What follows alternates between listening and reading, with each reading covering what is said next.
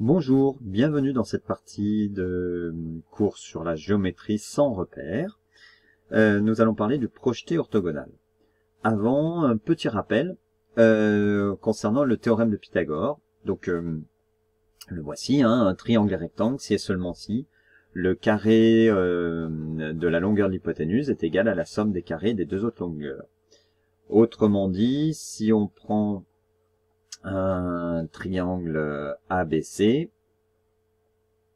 oups là, c'est pas bien grave, je vais le faire comme ça, voilà, à main levée, c'est un triangle, alors puisqu'il est à main levée, j'identifie l'angle droit, voilà, et donc le carré de la longueur de l'hypoténuse, l'hypoténuse c'est le plus grand côté, donc BC au carré, est égal à la somme des carrés des deux autres côtés. Donc AB est un côté, AB au carré, plus, puisque c'est la somme, AC au carré. Voilà. Et on a bien si et seulement si c'est une équivalence. Ça peut se symboliser aussi par le quantificateur, qui est la double flèche en mathématiques. Ça signifie que si comme hypothèse j'ai le triangle ABC est rectangle en A, alors on a l'égalité BC carré égale AB carré plus AC carré. Mais réciproquement, si j'ai cette égalité, alors le triangle est rectangle en A. Et régulièrement, pour montrer qu'un triangle est rectangle en A, on calcule la longueur du plus grand côté au carré, on calcule la somme des deux autres longueurs, des carrés des deux autres longueurs. Si c'est égaux, si les deux valeurs sont égales, alors le triangle est un triangle rectangle. Voilà. Passons maintenant à ce qu'on appelle le projeté orthogonal. Nous allons construire le point A1 qui va être le projeté orthogonal d'un point A sur une droite D. Pour cela, on trace d'abord une droite D. Voilà. Puis, on va prendre un point quelconque A. On va tracer la perpendiculaire à D passant par A. Et le point intersection entre la droite D et cette perpendiculaire, eh bien, ce point, on va l'appeler A1, et il va s'appeler la projection orthogonale de A sur la droite A1. Voilà. On revisualise tout ceci. Donc, pour construire le point A1 projeté orthogonal du point A sur une droite D, il nous faut une droite D quelconque, un point A quelconque, et on va tracer la perpendiculaire à D passant par A. Le point d'intersection est le projeté orthogonal. Voilà. Revenons à présent dans notre cours. J'ai pris des notations légèrement différentes. Eh bien, soit D une droite, qui est ici, et un point A extérieur à cette droite, D. Le projeté orthogonal de A sur la droite D est, alors ici, on le reconnaît, c'est le point A'. Voilà, on peut le noter autrement aussi, ou A1, comme dans ce que je viens de démontrer, tel que la droite D et la droite AA' sont perpendiculaires.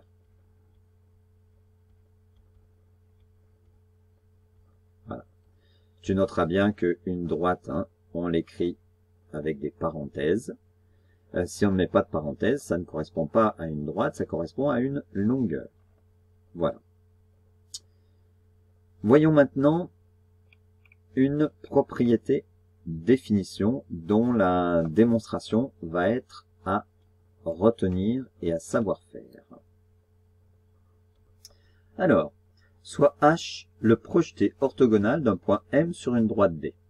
Ça, on sait le faire, on l'a appelé H. Tout à l'heure, on l'avait appelé, les points, on l'avait appelé A', A', A1. Et bien là, c'est d'autres notations. On appelle distance du point M à la droite D la longueur MH. La longueur MH. Et tu remarques que cette fois, on l'écrit sans parenthèse, sans rien, c'est une longueur, un nombre positif ou nul. Mais comme ici, le point M, on l'a pris extérieur, ça va pas être nul dans ce cas-là. Cette distance, eh bien, c'est la plus courte et la plus courte distance entre le point M et un point quelconque de D. Le point H, c'est le point de D qui est le plus proche de M. Voilà, intuitivement, hein, la distance d'un point à une droite, bah, effectivement, c'est là où je peux aller le plus vite sur la droite, hein, la plus courte distance. C'est pas, là j'ai représenté un autre point K sur une droite, un point quelconque de la droite D. MK, on observe bien que MK est bien plus grande, la distance est bien plus grande que MH. Eh bien, si je peux dire que MH c'est la plus courte, c'est-à-dire qu'il n'y a pas un autre point ailleurs sur la droite tel que la distance à ce point-là serait plus petite que MH, ça veut dire que MH, c'est bien la distance la plus courte. Hein, et d'ailleurs, si je prends un autre point là, j'observe que je vais bien avoir une longueur qui est plus grande que MH. Un autre point ici, un autre point là, peu importe, où que soit le point, c'est bien la distance MH qui va être la plus courte. Alors maintenant, il faut le démontrer ça, parce qu'on le dit en le montrant comme ceci, mais nous allons le démontrer. Alors pour ça, bah, on prend un point K, quelconque, de la droite D, et alors évidemment, qui est différent de ce point H. Le triangle MHK, eh bien, il est rectangle, hein, et un triangle rectangle en H. Bah oui, puisque H c'est la projection de M sur D, et on a dit que MH et D sont perpendiculaires. De plus, K est un point de la droite D, donc on a bien un triangle MKH qui est rectangle en H, puisque MH est perpendiculaire à D, donc MH est aussi perpendiculaire à HK. D'après le théorème de Pythagore, on a donc l'hypoténuse. L'hypoténuse, c'est le plus grand côté. On a, donc c'est MK au carré, qui est égal à la somme des carrés des deux autres côtés. Donc KH au carré plus MH au carré. Tu remarqueras que les distances, on peut les écrire indépendamment. Je peux écrire MK ou KM, c'est la même distance. KH ou HK, c'est la même. MH ou HM, c'est la même.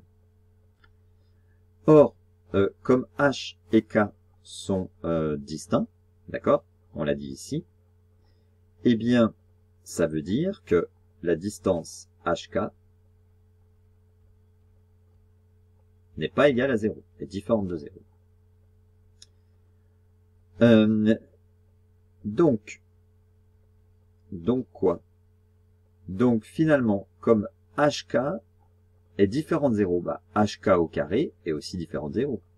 Donc ça signifie que MK au carré est égal à quelque chose de positif, MH carré, plus quelque chose d'autre. Donc ça signifie que MK au carré est bien plus grande que MH au carré. D'accord? Puisque ce truc-là, je le rajoute à MH. Et que ce truc-là, KH, c'est pas égal à 0. Donc nécessairement, ça veut bien dire que MK au carré, qui est égal à MH carré plus quelque chose qui n'est pas égal à 0, c'est forcément plus grand que MH au carré. On en déduit donc que, quel que soit le point K de la droite D, eh bien, en fait, on a bien MK qui est supérieur strictement à MH. Pourquoi?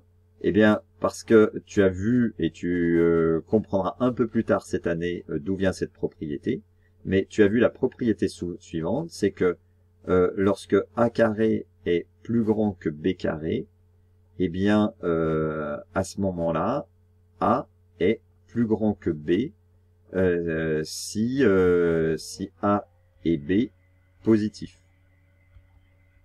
D'accord? Ou tu l'as vu aussi dans l'autre sens, si A et B sont positifs avec A plus grand que B, eh bien A carré est plus grand que B carré. On dit que mettre au carré conserve l'ordre. C'est-à-dire que si j'ai quelque chose de plus grand qu'autre chose et que ce sont des choses positives, eh bien quand j'enlève le carré, ça reste dans le même ordre. Et inversement.